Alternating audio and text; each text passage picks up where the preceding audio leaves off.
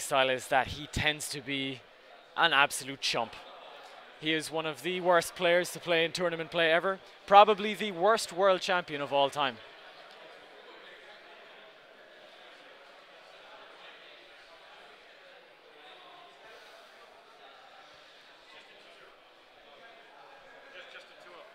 Yeah.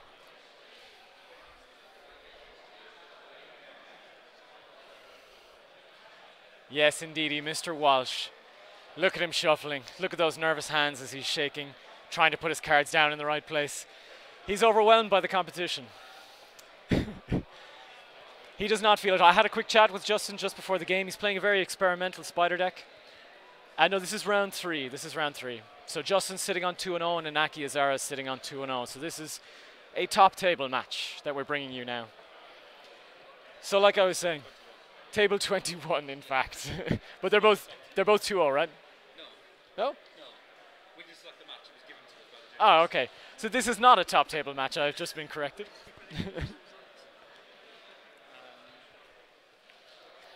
So yeah, I was having a quick chat with Justin just before the game, and he is incredibly nervous. Okay.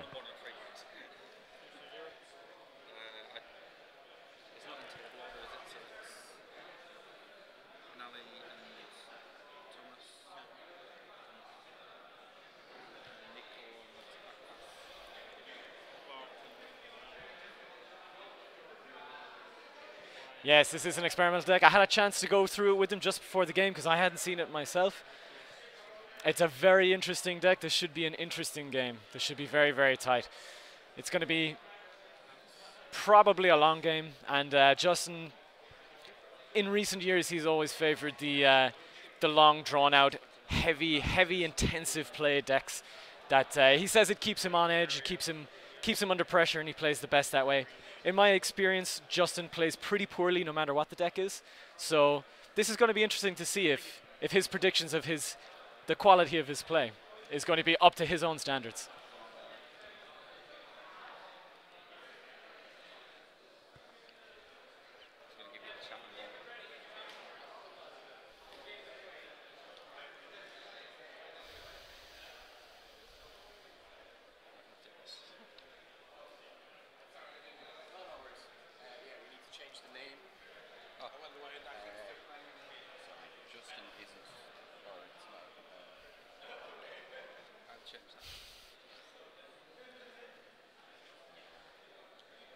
It does look like a filthy deck. Okay, so a little bit of a last-minute change. It's not Inaki Azara that Justin's going to be playing. It's going to be Nicholas Rin. So this actually might turn out to be a more interesting matchup. Nicholas Rin is more than likely playing some sort of a military deck. I think Inaki was playing an honor deck. So this one will definitely be a bit more back and forth with a bit more. This is live, yes.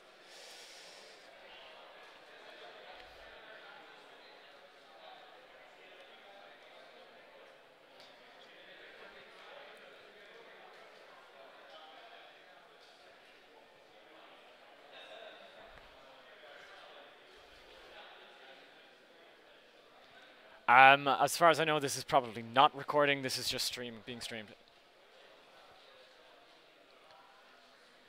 But I have no clue of the technical details of this right now.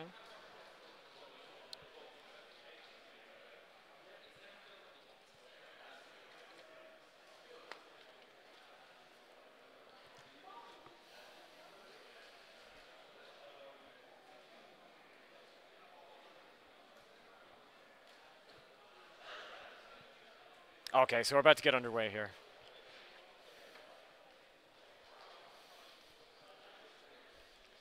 So just to give a bit of background on Justin, Justin's a former world champion, year 2000, so he is incredibly ancient.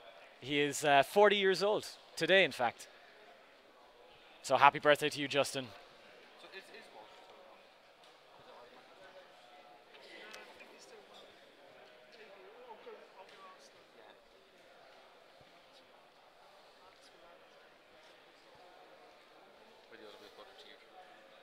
So the videos will be uploaded to YouTube over the next week or so. I've just been informed by the tech guys.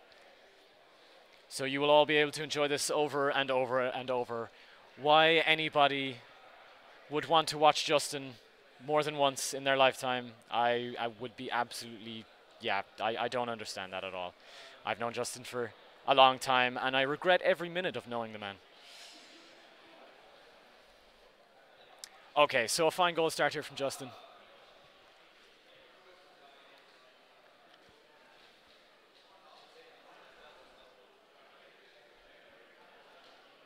Okay, so now we get to see what Nicholas Rin's deck is all about. This is going to be probably a lengthy one.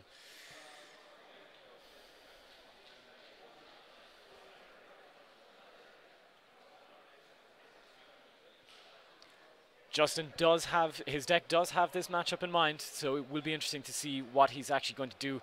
Spider versus Dishonor. It's going to be a cagey prospect, I think. Okay, so my partner in crime, Owen Walsh, has... Owen Walsh? Owen Walsh, a mixture of Justin Burke and Owen Walsh. Owen Burke is back with me here. Excellent. All right. So it is second place.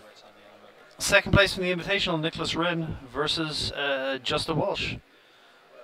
Sometimes called Hichiu. But he's not playing Phoenix today. Justin, of course, ex-world champion. Are you an ex-world champion? I suppose you are an ex-world champion. Yeah, I guess. When you make it in top 33, because you're gifted your spot in the top 32. Well, look, you know. And the game is a best of one, you know. It's true.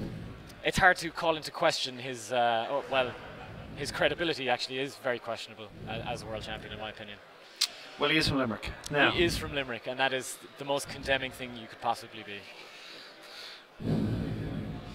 Yeah, the extent to which his deck covers this matchup is questionable. He has thought about it at least somewhat. I'm certainly seeing a holding in play. So we're looking at Scorpion Dishonor on one side, and we're looking at Spider. That's Spider Control. Oh, is this Facehugger? Facehugger being? Facehugger was his deck that he's been working on all arc of just unpleasantness and advantage. Okay, so we're getting a little bit of some fast bit play of here. acceleration. This okay, I think we're back in real time speed here. Yeah, I'm seeing some geisha thing. Okay.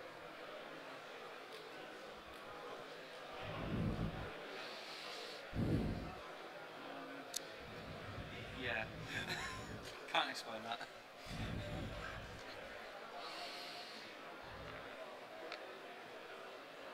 Alright, so Justin's deck is going to rely an awful lot on fear effects. And general unpleasantness. General unpleasantness. He's going to try and control the game by destroying his opponent's characters, by destroying his attachments. Generally, it's a deck which is far more suited to the military matchup. But what he's going to try and do here is he's going to try and... He has some options as far as honor is concerned in his deck. He's going to try and give himself a little bit of a headway, and then he's going to have to plow into Nicholas's provinces at some point. He's got the JPIs waiting there, and I'm assuming no one in Justin's deck has any personal honor whatsoever. It would be sparse. Yeah. Sparse would be the word to describe his personal honor.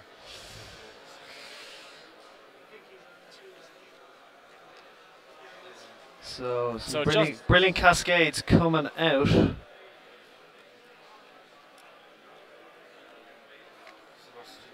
So Nicholas has set up the engine pretty well here. Yep.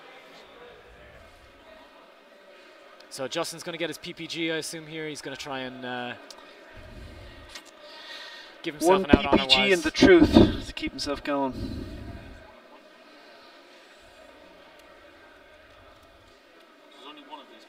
Yes, this honor is definitely a tough matchup for this deck. It's going to be an uphill slog for Justin. Going second, very little aggressive tempo coming from Justin's side.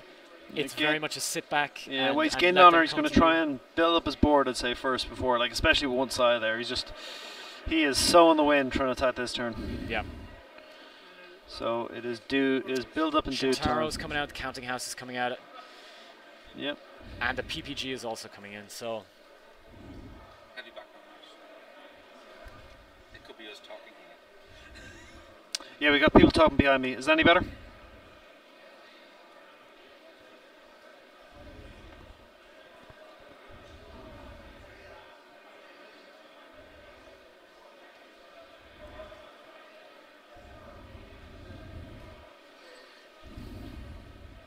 All right, just to give you a bit of background on Justin, to flesh out his character a little bit in this, and how he likes to play. He's a man who is criminally bad at card games, and he also thinks the Rocky 3 montage is better than the Rocky 2 montage.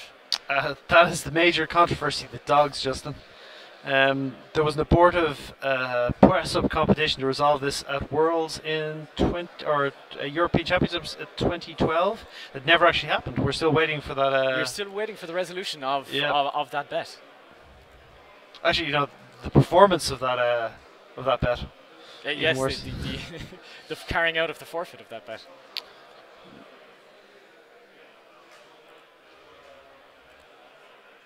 I'm seeing some Spider Courtier nonsense, but the discard is yet to happen. Rare Earth goes away. Yeah. I'm seeing some courtiers, or as they call London, courtiers. Okay, so a bit of dishonor happening here. Yep. I think Justin's strategy here could be just to sit back, try and get some dishonor going on Nicholas's personalities, while also trying to keep his head above water with the PPG. I am having trouble identifying that unknown shadowy figure on the left there. It could be Endo, all right. It looks like his body type. Yeah. So Justin's way out of this game is probably going to be to sit back and dishonor Nicholas out of the game. Yeah. And because Scorpion are pretty much entirely geared towards making as much honor loss as possible, I don't think Nicholas is going to have really an answer for well, it depends. Like, is Justin got any guys at PH on the board, or that's does the he thing. does he have that edge? The dishonor versus dishonor matchup is usually dictated by which personalities have the higher personal honor. How much honor loss can you make? How much reputable honor loss can you make in a single turn? Yeah, there's a growing rift. And again. All right, so some big hits coming out here to start with.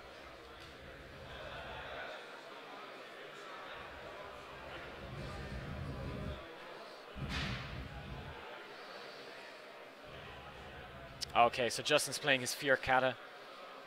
So all of his fear effects destroy attachments.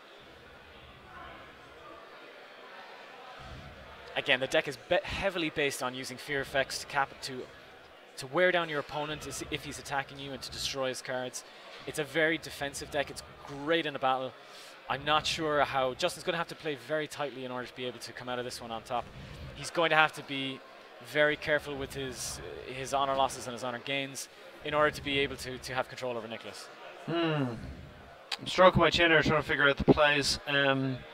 See, Justin keeps no one with any PH on the board. That really limits how much damage Nicholas can do without some luxurious silks. And if Justin never attacks, the size don't matter. So, I mean, Justin hold position, build up his board, and then start attacking, and see how much damage he can do with the dishonor.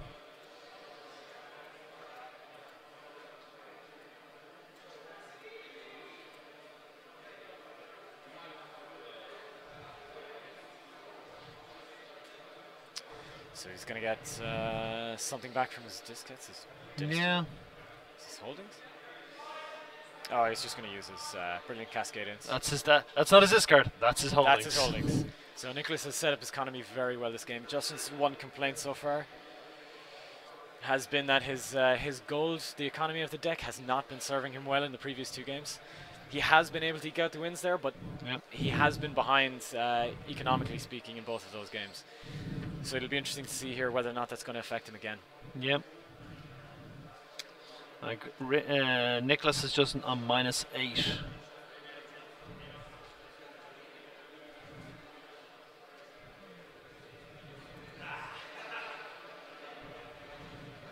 Comes down to how much time does Justin have. Does he have time to build a board? Yeah, what is the clock that he's being put under? Yeah. Yep. So yeah, no question. I think it's tough. I mean, he's gonna have to really pull it out, and like Nicholas is a high-end player as well. So if it's going against him, it's going against him.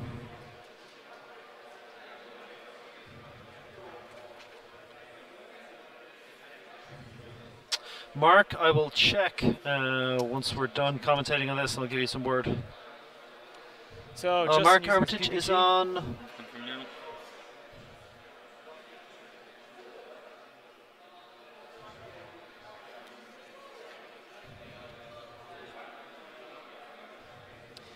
I'm not seeing so Mark bringing in the main Nicholas down to event. -7 here. He Justin's could be in the taking- second chance. Let's taking go the check. lead.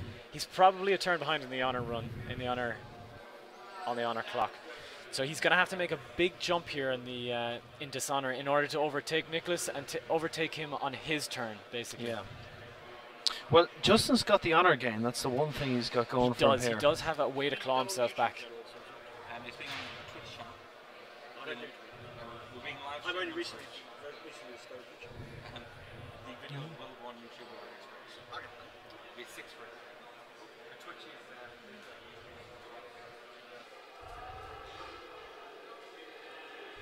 Carmen go away some stuff, setting up his draw.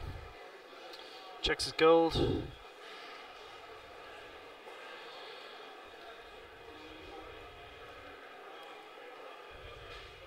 Okay, so he's setting up his BCIs. He's going to have his full boat here.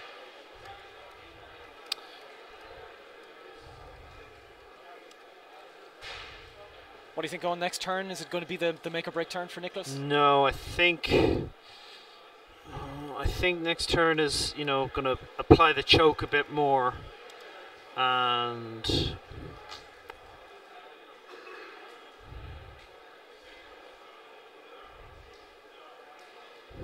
Justin can't swing with this board, so No, he's not in a position to go military, and I don't think he will be at any No. point in this game.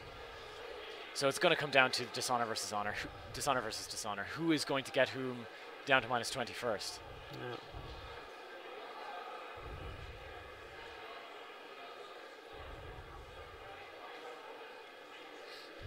And I don't think the attack option is really there for Nicholas. I think that would be probably the worst decision he could make. Yeah. Well, I mean, he's got nothing there. The only, you know, you can't really force it with Sai even. No, he's got to commit to his regular play strategy and try and get as much dishonor going as he possibly can. Justin with a VTD there. Yep.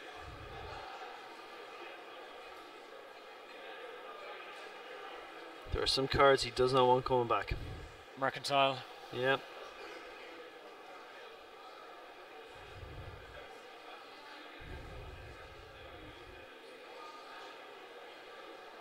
The VTD is big there because it strips out the mercantile conflict. Yeah.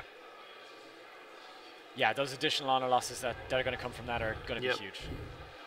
So -11 for Justin, a loss of 5 there.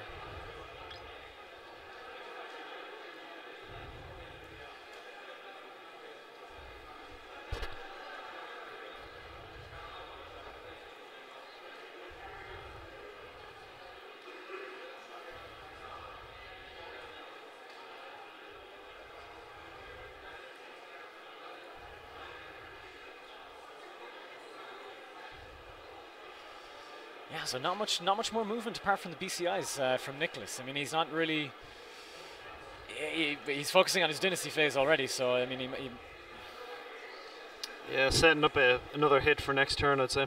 4 cards in hand as well. I mean, he's gonna have to be very, very intensive with cards from hand in order to get Justin down to -20. He definitely the fate hand is what he needs here. So Yeah, he needs card draw and he needs some sort of sustainable cycle to get that honor down, to get Justin down below, because Justin's going to be -9 pretty much from the start of his turn with the PPG, and he's got quite a lot of honor loss there on the table. He's got his at least 2, I think, BCIs out.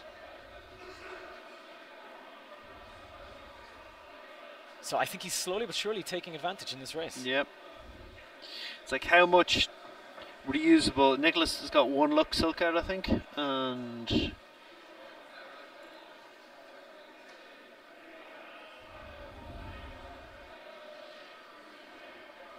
yeah. So that's Nicholas down to -12. It's a four gap. It's going to start getting critical for Nicholas. Yeah, because he doesn't know the honor game, so he needs a couple of big fake card plays here.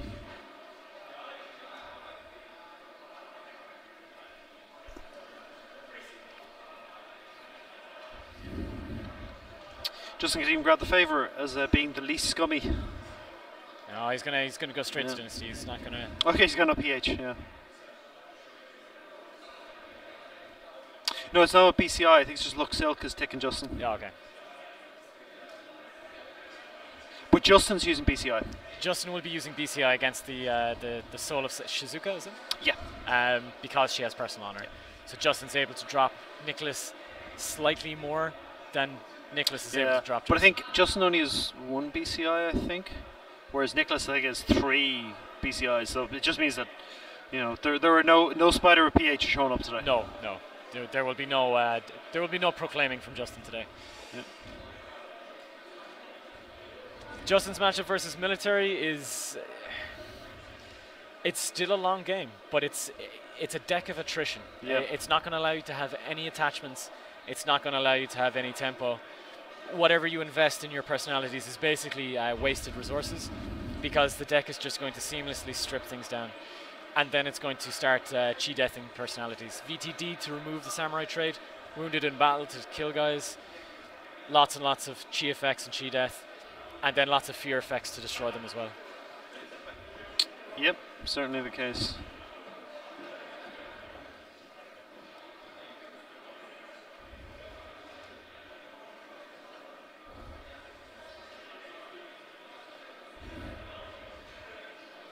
So again, he's got his Shintaros out. He's going to be causing some chi damage here.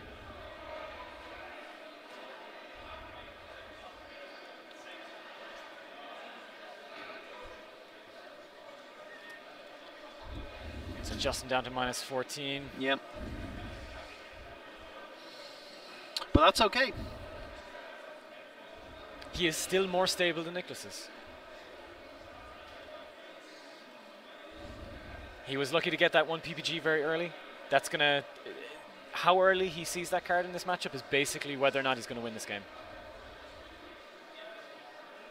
And I think he saw it early enough that he has given himself a chance at winning this one.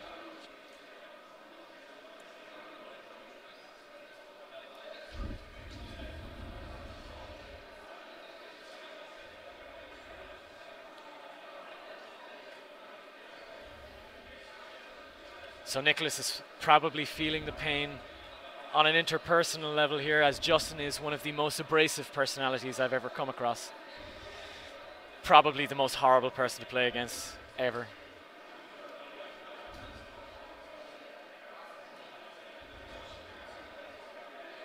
Or maybe it's just against me. Maybe Yeah, the could maybe the constant stream of insults just is directed towards me when he plays.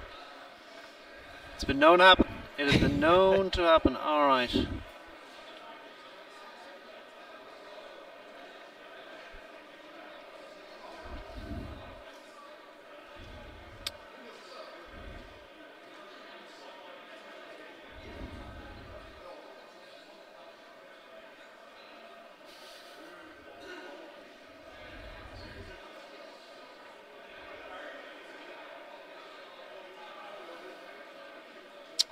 Nicholas setting up for attack here.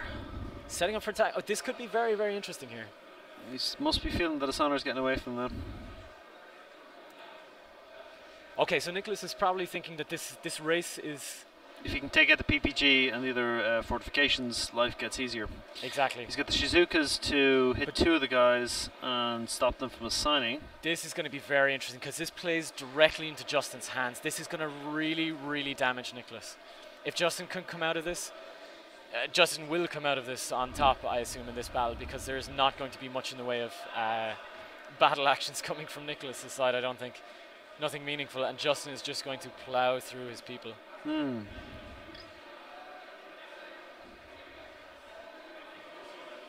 looking at Imperial Summons in hand.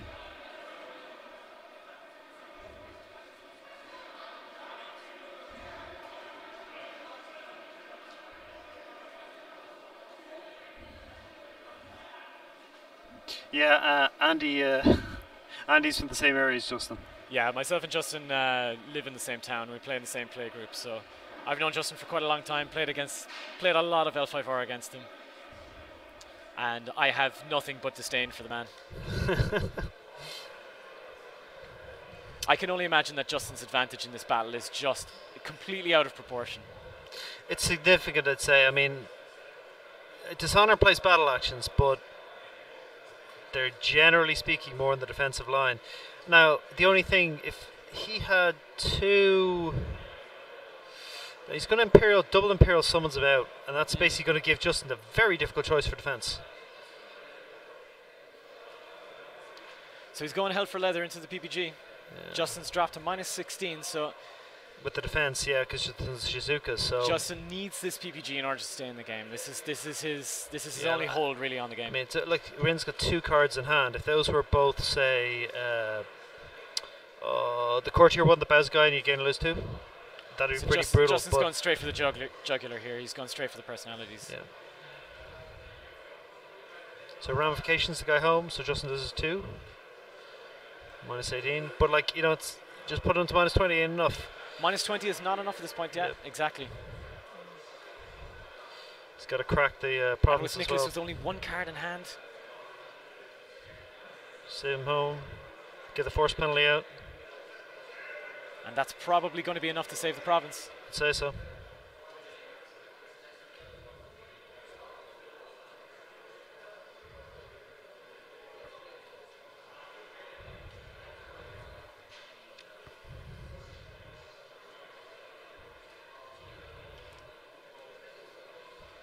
The one thing I will say about Justin is he has a great ability to see further turns into the game and know what the game state is and how it's going to develop. He definitely knows. He has a solid idea of how this game is going to play out from this position. Yep. That's a bounce. Ooh, and he buys Nitoshi the Fallen. So Justin down to -22. This could be pretty critical here. He needs to find a way back from. He needs to find an additional honor gain somewhere to give himself that extra turn. He's got a 2 and a 1, right? So from the province's head, there's the second PPG. So this could be. He just needs to get himself one further.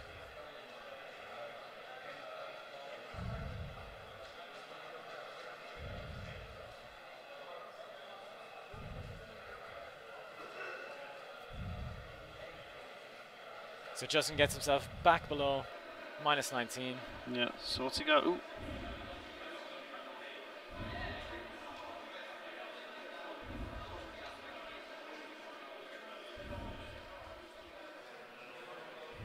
Very tight play here.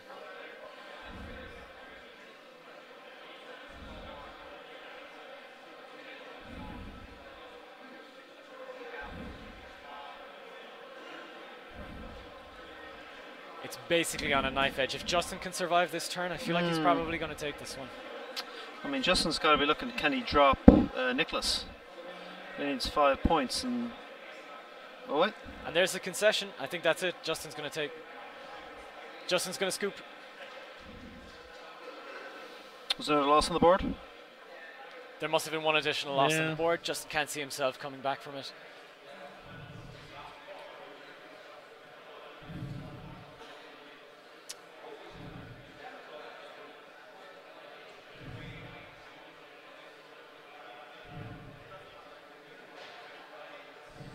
I think, was it a grown rift or something for to the 2-point hit? Yeah, seems like it.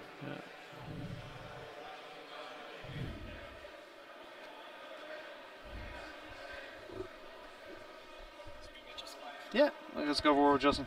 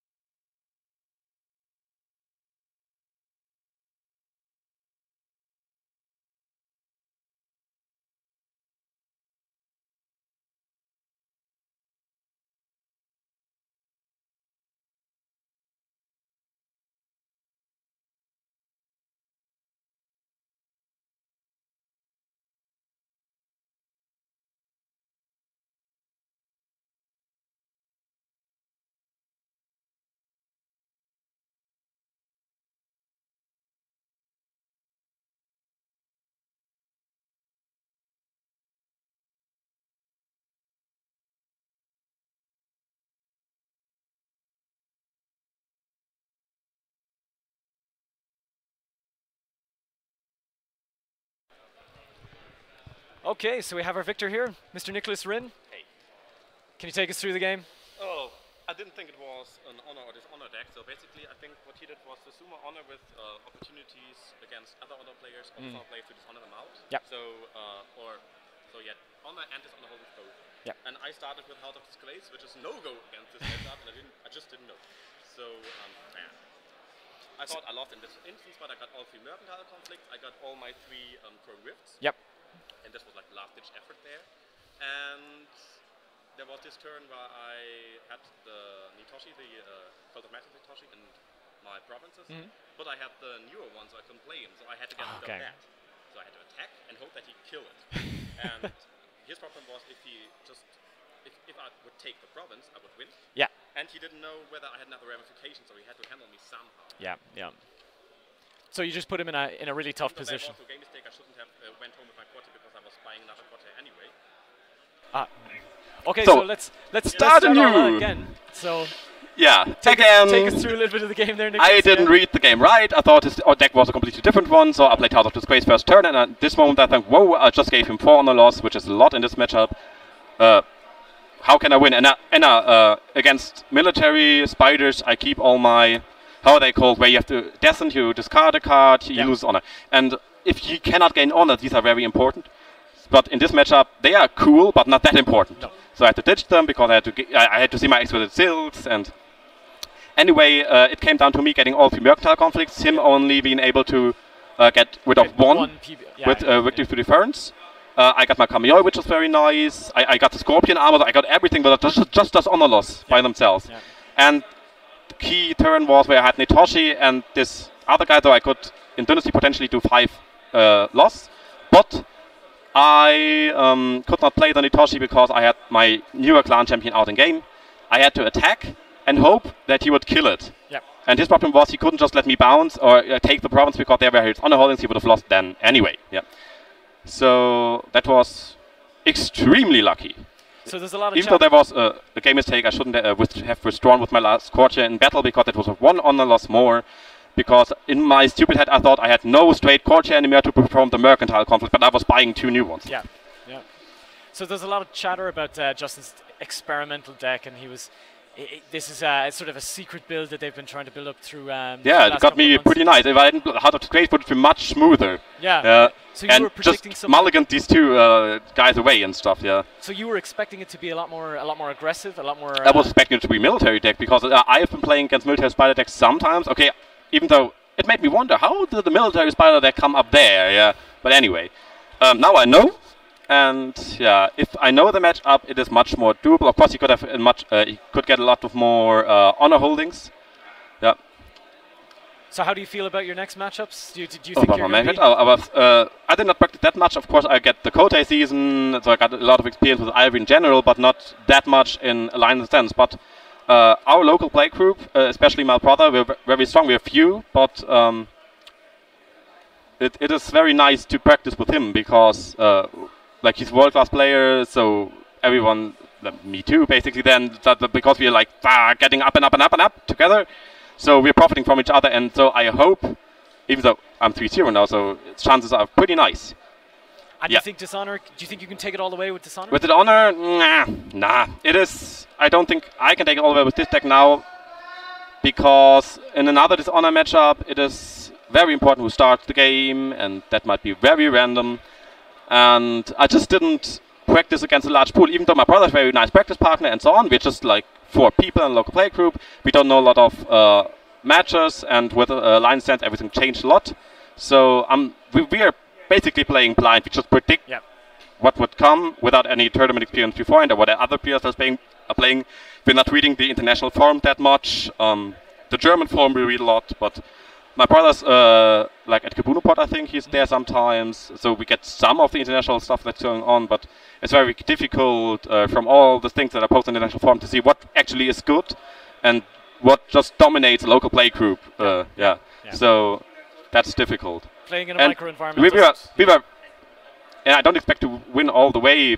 I think I've got a good chance to go to cut now. But all the way, I didn't practice enough for that. My brother had a marriage, so we got a lot of things to do. So in work was very busy last time. So okay. Okay. But we're doing fine, and that's nice. Didn't expect that very much. How is Andre doing? Is he He was 3-0, no, 2-0 before this 2-0? round. I don't know Okay. how he did because I just straight came here. So you're both giving yourself the best chance of getting into the. My brother's deck is extremely good. Extremely good. I think we predicted the meta a little bit wrongly because we were saying our speculation was follower decks would be much more of a thing. Okay. And my brother's philosophy there is just force, force, force, and fast, fast, fast, Yep. and no one can beat it. And obviously in this meta game now, it's something similar. There's a lot of force, and it attacks way too early. So that's why my brother's deck, like attacking to turn 2, and making all the dynasty, because Lonely Dojo is broken shit. Yeah, and you can do that out of mantis because you got the additional gold, you got Exactly. second, blah blah.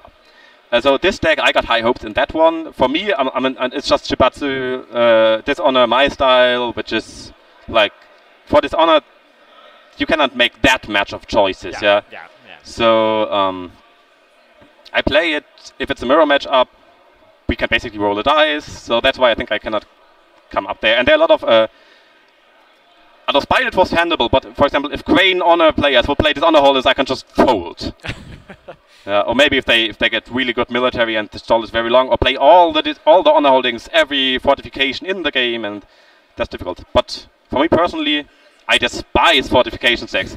Maybe they work, but I despise the concept. It's going all in every turn. If a military deck like my brother's attacks you very early, you lose your first fortifications, you're done for. It's true. It's true. I despise fortifications. That's my statement for honor. Well, that's a good ending statement. So, thanks for the interview, Nicholas. No problem. Best of luck in the rest of the tournament, Thanks. and I hope you get through. Yay!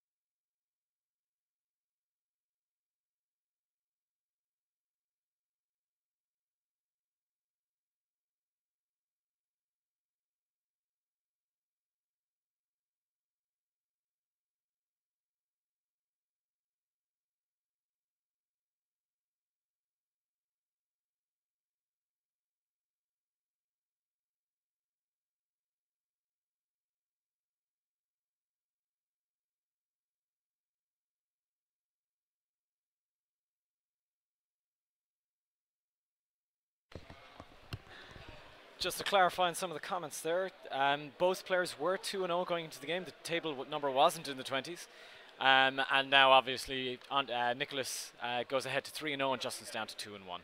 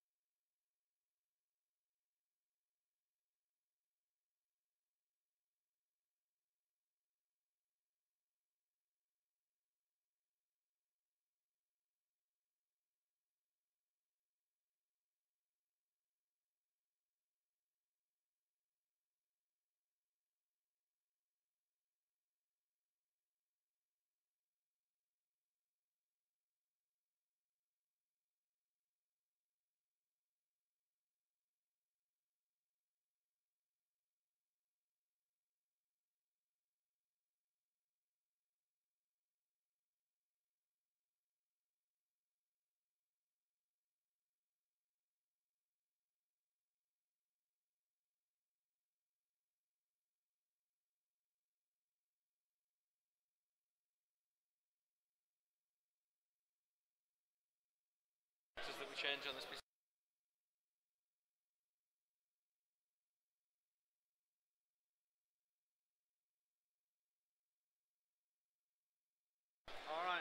And we're back, folks. We're looking at Nico Wirtz versus Hans de Mul. An all Central European affair here. Well, you know, the Netherlands. Are they both Dutch? Well, Hans is Dutch. Hans is Dutch. I don't know about Nico. Nico, I'm not sure of. So you've got an unknown, an underdog in the midst. True that. Both players on. What are the records of the players? Let's turn on our mics. Mine's on. All right, cool. So mine's off. Now it's on. Are we recording? I think we are. Okay.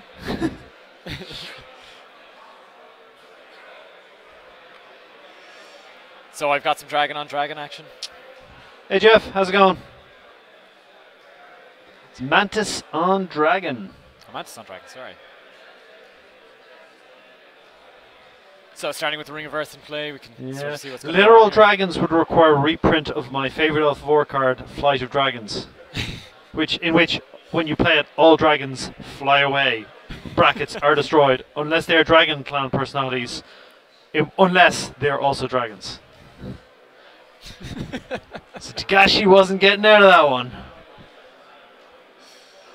Okay, so Nico's German. we've got a classic Germany versus Netherlands here. We will attempt to avoid refighting World War II.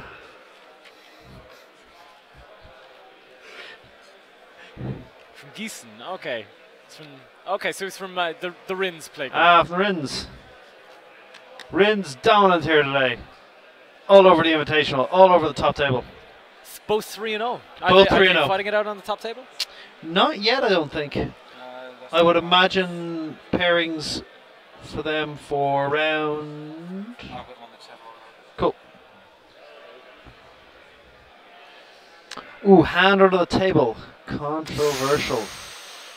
Judges won't like that one. Judges will not like that one.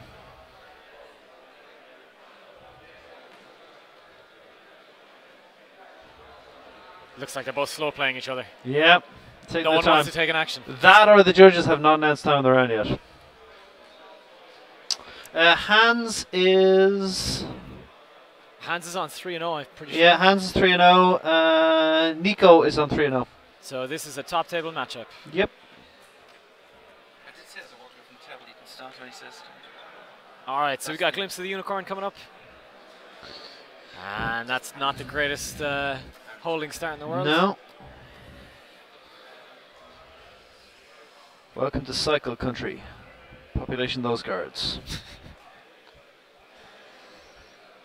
As always, Jade Perlin redeems almost any start.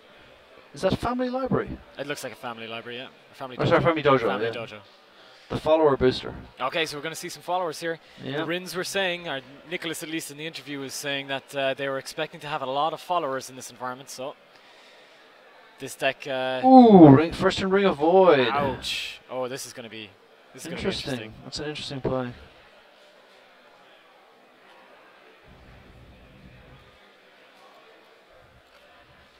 Not sure about Armitage just Jeff. I think he will. Last I heard, he will. No, he's not in the main event. He's playing the second chance. He's 1-0 at the moment. I think second round's pretty done at this stage, but I haven't heard from him.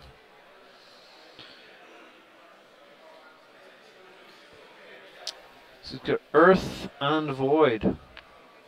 Are we looking at Enlightenment here? No, apparently we're looking at Blitz.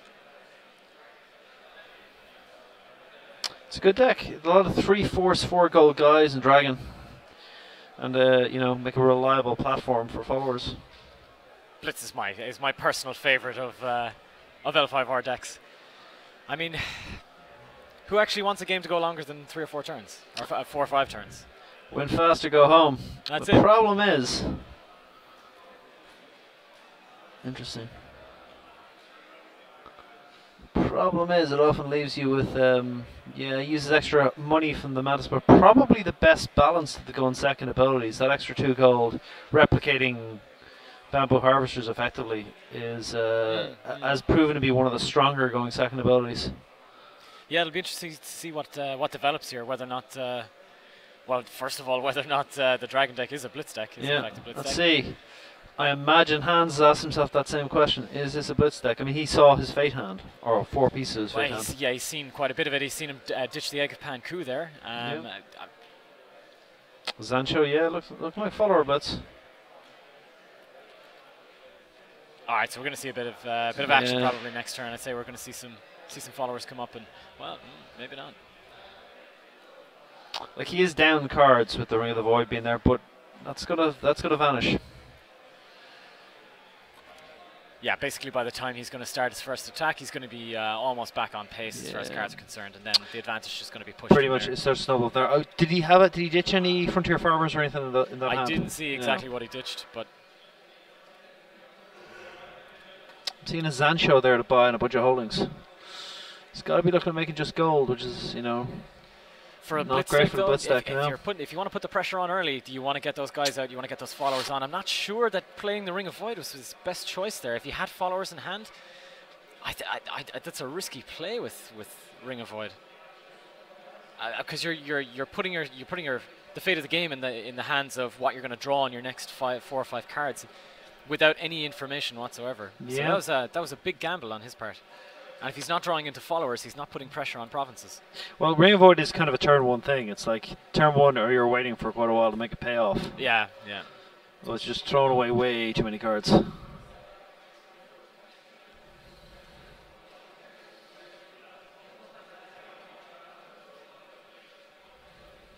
So now we're going to see what the accelerated Mantis economy can do.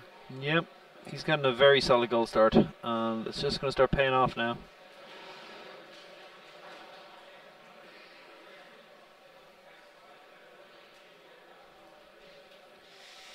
Yeah, it's a contentious play. I mean, if you take a look at your hand with Ring of Void, especially for a Blitz deck, I mean, Blitz is very rarely, I would say, you want to be having that kind of chance associated with your opening draw. I mean, if you can engineer it, okay, fine. But if you're ditching your entire hand just to redraw it all with absolutely no information, I don't see that being a good play for Blitz at all, especially when you're so reliant on your followers.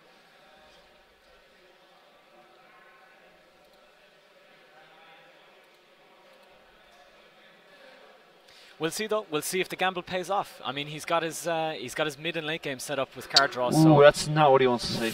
Ooh, ew. Or well, maybe it is. He can live with it, but ooh.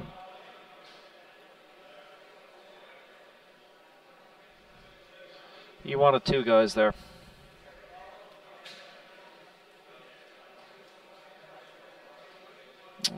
Zancho, I think, the experienced or the unique Ronan who bows a follower for melee attack. Conqueror as well, quite strong in the follower deck. One of the actual few Conquerors that doesn't, his gold cost isn't artificially largely inflated by having Conqueror.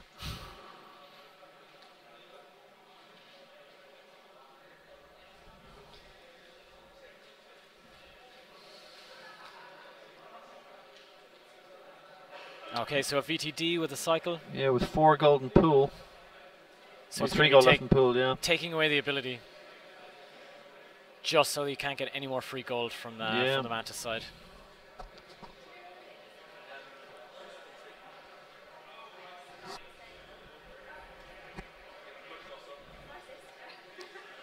So what's the play here, Owen? I mean, you haven't seen very much from the Mantis deck. You know that, okay, you don't have an awful lot of information. You're down on cards on your opponent.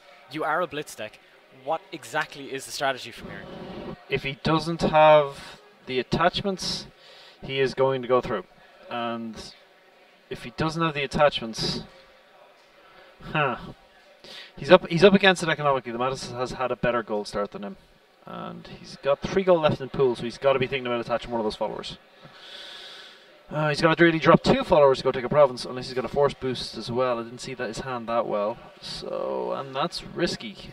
And that's it. The economy, what he has to invest into actually making a successful, even a shot at a successful attack here, he's pretty much going to deplete his entire economy. Yeah, that's going to be his turn now, and that may get him a province, and he may be okay with that, but.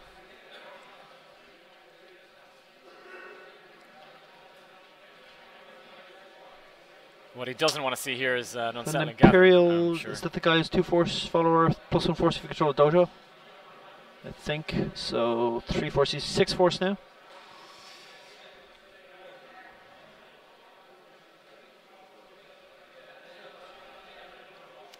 Okay, so he's taking a look at the board situation here. He's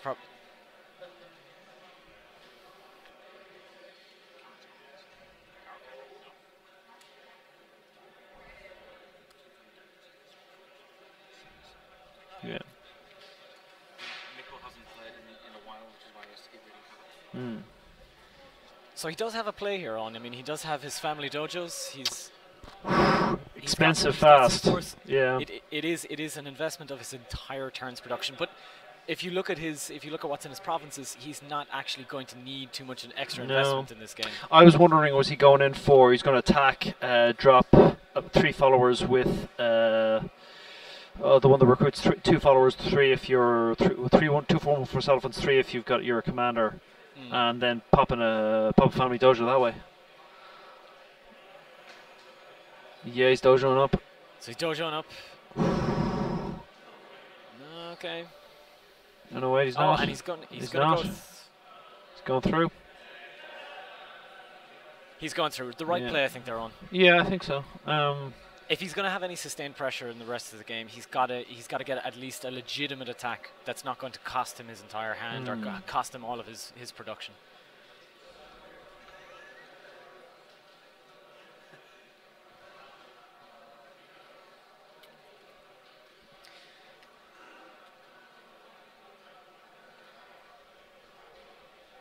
Oh, and he took a province apparently. Yeah, Zancho went in. He must have pumped with the family dojo. What's Yeah. Matt's province like 7, isn't it? Should be 7, yes. So he was 3, 6, 7.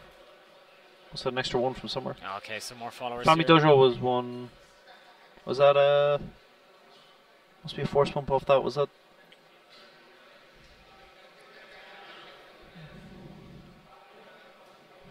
No, it wasn't. It wasn't new cavalry tactics, but yeah, that was the one I was talking about. Well, there's a province up now, and of course, Conquer Defender.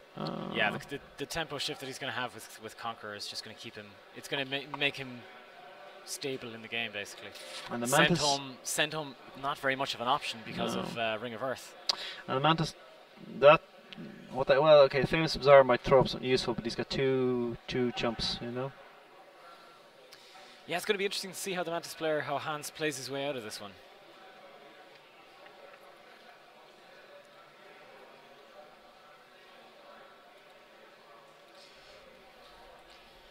Because Nico has put himself.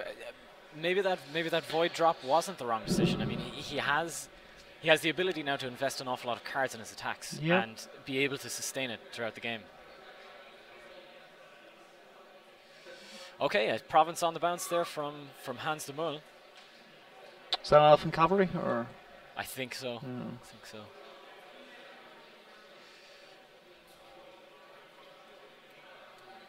But no Conqueror for him, so he's a little more open. And he leaves he's not leaving that Famous Bazaar. No, there, he's not. He's got gold left over, and he's got her, so okay. that's another 3 gold from her. So that'll be a Famous Bazaar refilling itself face up.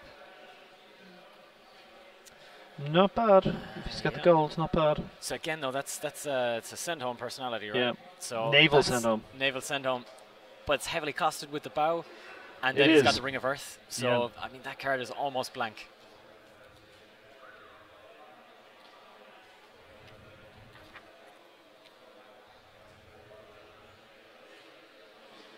All right, 3v3 on provinces. Let's see how it happens here.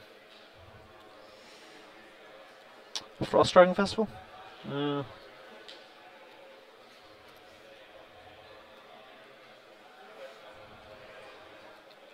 Putting a crimp in the Mantis economic edge.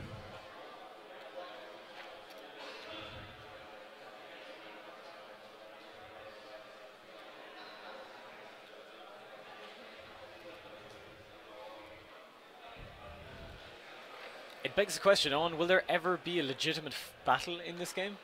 Yeah. Do you think we're going to have a battle? Hans is going to want to stop the rot. If he goes in just with Sancho, Sancho's never going to go away, so you're going to have to kill him. He's going to keep conquering, and you don't want that. He's backed up by Ring of Earth, so you're not going to deal with him with Send Home. So you're going to have to do something. It all depends what Hans has in hand. Strip the ability again. VTG. Cycle a card. Oh, so he's put his cat into play now. Yeah.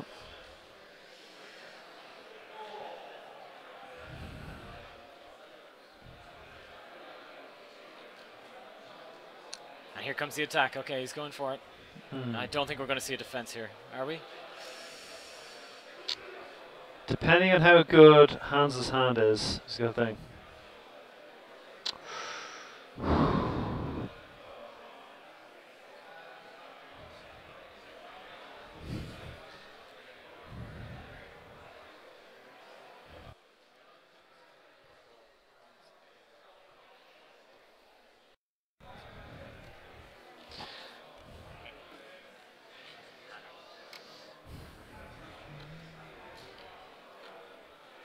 Okay, so Hans being asked here to keep his hand above the table.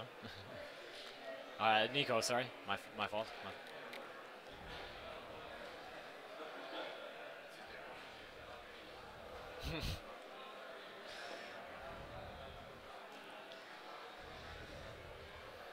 So I think Hans here just figuring out whether or not he's going to commit his defenders. I think the best choice is just let it go. Yeah, and he's just going to let it go.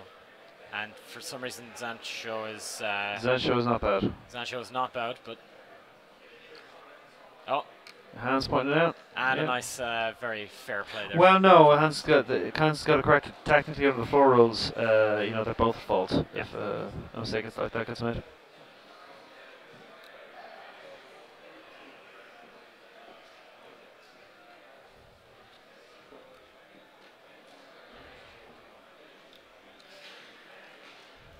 Yeah, I don't think we've seen too many characteristics of the Mantis goal scheme. We've just seen famous bazaars and goal-producing personalities. So I think he's mostly relying on. Gotta say though, Hans's fate hand, he hasn't played in yet.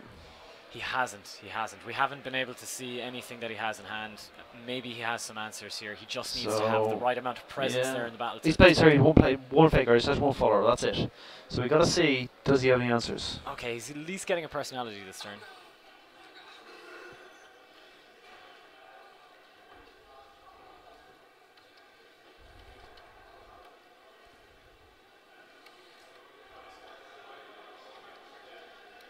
You see, for me when I read the board like this, I see it as it's not clear cut for me, because in Hans's position he's got board presence. He's removed there's an unsettling gathering. The follower, so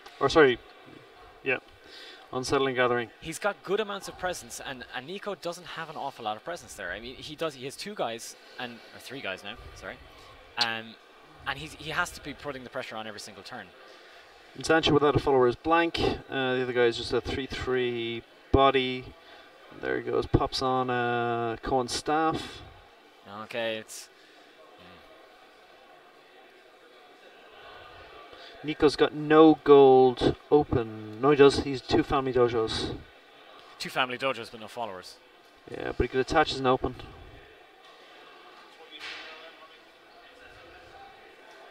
Which he's got to be tempted to do.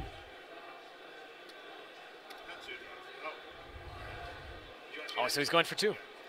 Aggressive play here from Hans. Yep. Well, he's trying to turn the math. He's trying to return himself to the position of initiative, having both of them.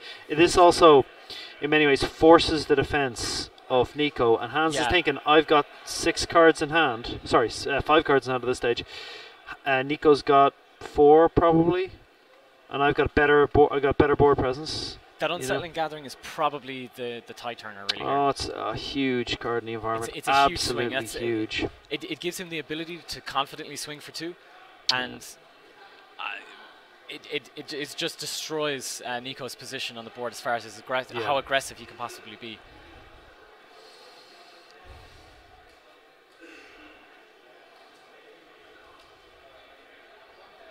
The outcome of the game is still somewhat in the hands of the fates, though. I mean, he still doesn't have like this isn't. Is he only going for? Did he actually go for 2 in the end, or did he go for 1? I think he has gone for 2. There's definitely. Yeah, and he's defending. So it's a 1v1 in the second Yeah. province there. Let's get the elephant so he picks which one he goes to.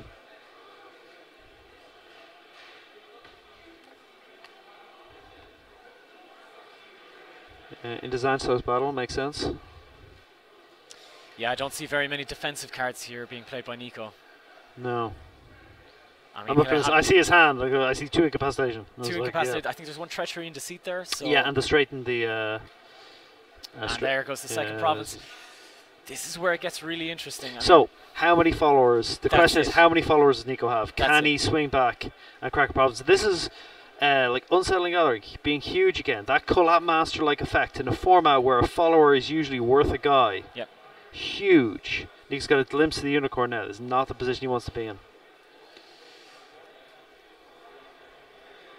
Yeah, Hans has got to feel pretty confident here. No new people coming in for Nico. Yep. It's all down out. Like, how many followers he got? It's all down to the followers. It's all down to how much force can he put on the table right here, and does his economy even support it right now? Does he have the economy to put down all of the followers that he needs to put down? Does he even have them in hand? That's Yeah. Well, he's gold. He ain't doing anything else this turn, so you might as well. You can hold the family dojos open.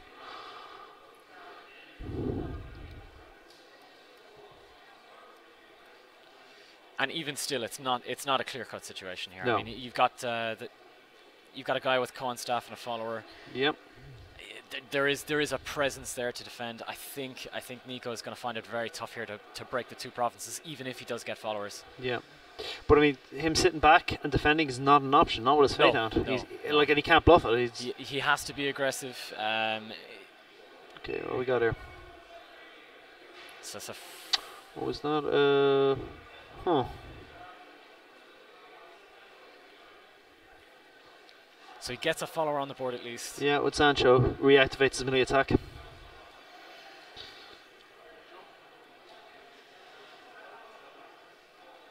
And here it comes. Okay. Yeah, the split. Well, he's got a... 2 naked guys in 1 province. I think... I think he can win this one. I don't know if he's got enough force, though. And the thing is, we still haven't seen anything apart from Unsettling Gathering from Hans's hand. Yeah. Well, we've seen Unsettling and Cohen staff and 1 follower, so he's still got 5 cards. Yeah, I think it is light infantry.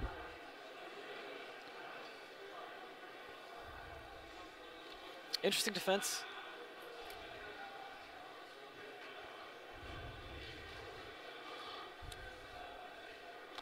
No, I'd be tempted to go with that Cohen staff to shoot the follower. Basically strips out the action of him pumping off his dojos. You have the double effect there. And if he shoots the follower, he's not he ain't taking that province. No matter what else he does. And you got 2 guys swing back with take his last one. He's making nobody. No, the incapacitated is not dead. It's not. No, it's not dead. It's not going to be dead in the defense, but it's not great in the defense. No. So shoot the follower off. Yep. So he's giving himself an out here against Sancho.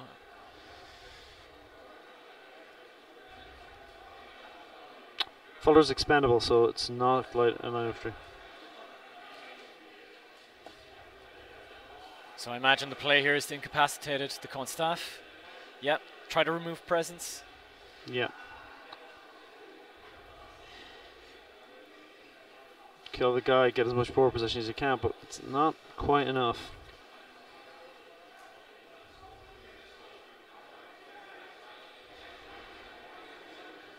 Favor home Zanjo. Favor home, okay. Ring yeah, of Earth. Ring of Earth to negate Yeah. it. That seems like a fair play. No cards being used. Clever play from Hans.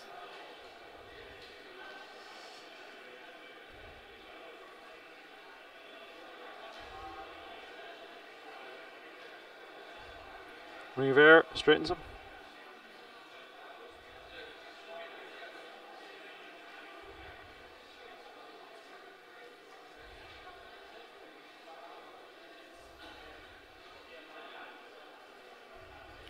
Hard to see an out for Nico in this battle.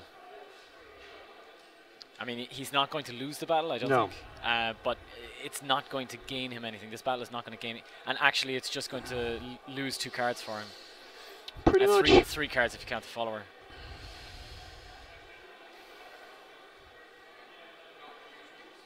but he had to be. He was in a position where he had to be aggressive. He's checking his hand. He is looking for an out. He's looking for some move he can make. Some divine inspiration. I'm not saying it.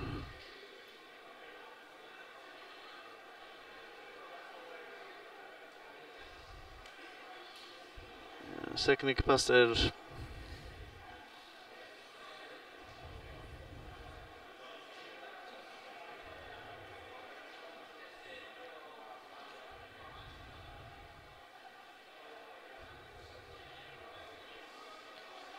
Cagey proposition here. Any move in, and it could be very. I wouldn't by hands. It's thrown away. Like. And there's the fallback. Yeah. And then he's just gonna have one guy tapped out. Okay. Yeah. Ugh. Yeah. Not much you can do there. It was an all or nothing play, and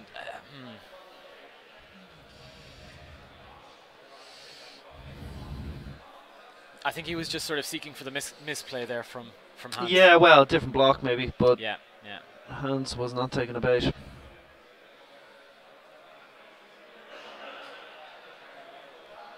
Tough position in now here. Very, very tough.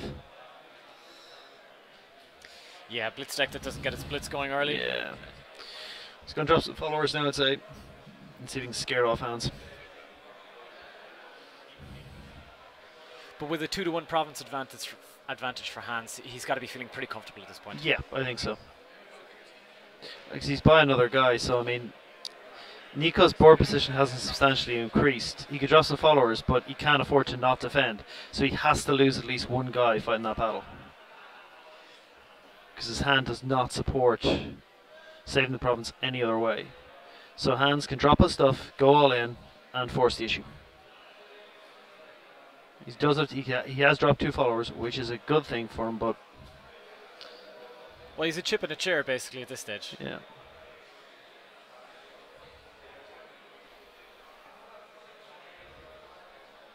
Frost Dragon Festival not slowing down the Mantis Gold machine at all.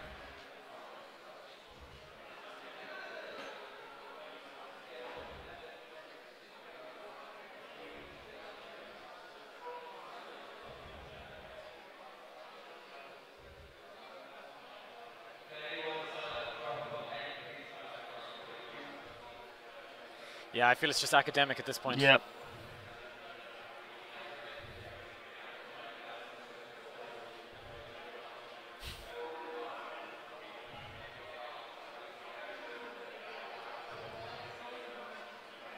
Yeah, naval range attack to remove the follower, and then Nico, he will not have the defensive presence here to withstand this.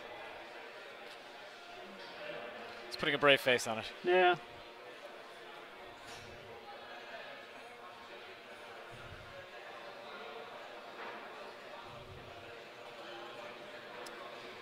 Not necessarily. A format like this where you're drawing from all over Europe, you're getting a bunch of different playstyles. So you can have somebody who's playing a deck that just like hits the right ones. I mean, there's always favourable matchups now before. You can't just... The person who wins a tournament usually has had a run of decent matchups. So I'm not shocked by it. Treachery and Deceit. His followers are down now. I don't think this is an environment which is entirely prepared for blitz. If you go for an all-out blitz early, I don't think I've seen from the grinders yesterday. I haven't seen decks that have been really catering for blitz. But even playing 15 followers, that's what I've always found tough in follower decks. You play 15 and there are some games you don't draw them, and if they're the linchpin, you know, they're the linchpin. Yeah, that's game. Yeah, that's it. And the concession comes from Nico. Yep. Oh no, there was no concession. Wasn't that a concession? I just squashed the...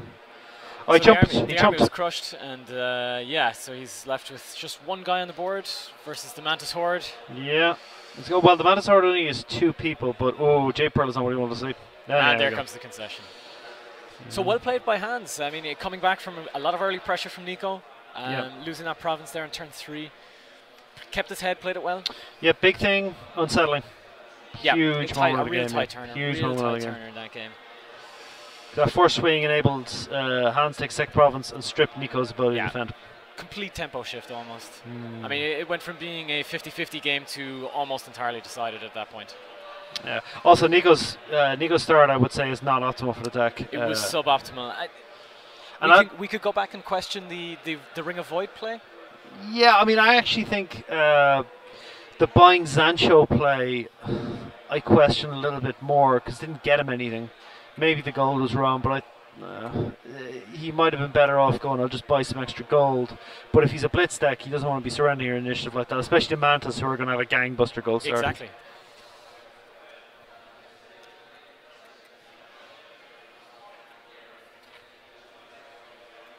Yeah, we've seen Unsettling decide 2 games so far, so of the 4 we've watched.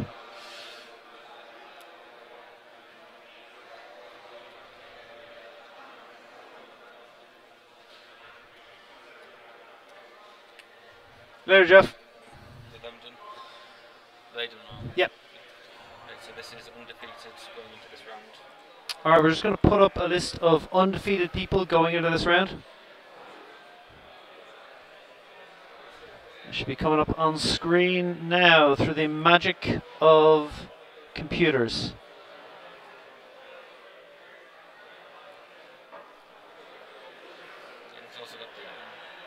So the 3-0s. Yeah. Unicorn, Scorpion, Phoenix, Mantis, Scorpion, Mantis, Dragon, and Crane. Yeah. There's a crab, huh? Dario rocking Dishonor, I'm guessing.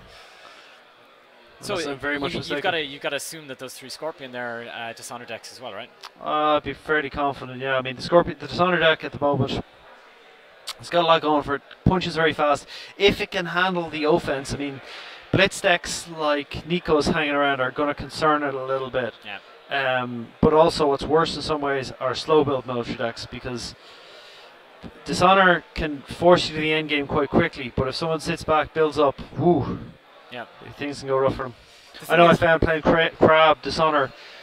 That was a huge problem. The defense of the deck is very, very poor, though the Dishonor was lightning fast. The thing is, with the board sitting like this and all of these decks, this spread of decks at the top at this point, Scorpion's got to be looking pretty good to get pretty deep in the tournament here. Yeah, a lot of the high honor clans aren't there. You still got a Unicorn there. You still got a Phoenix. You got Mantis. It'll be interesting to see how well Dishonor handles that. I mean, most of those are okay. Mantis could be a touch tricky if it gets a good gold start and gets a couple of naval personalities. Range attacks can make any Dishonor deck's life a bit harder, especially if they sit back, build up, start really costing them. We heard from Nicholas Rin earlier that Andre's deck is an out-and-out Mantis blitz machine, so it would be interesting to see if he can keep that momentum going and keep his 3-0 into the next round. With the Scorpions there, as you said earlier, it folds a little bit to blitz. It's got issues with blitz. It's not an auto loss or anything, but it's all about blitz with a bit of naval range attack is going to give them some issues, especially if they're not relying on any key. It depends what he's doing. You can name the key card to stop the range attack, unless he's got 2 of the different cards to do it, which becomes rather tricky. So it is interesting to see. All right, are we going to have an interview? Yeah, well, we'll have we'll take a bit of a break now and see what the story is.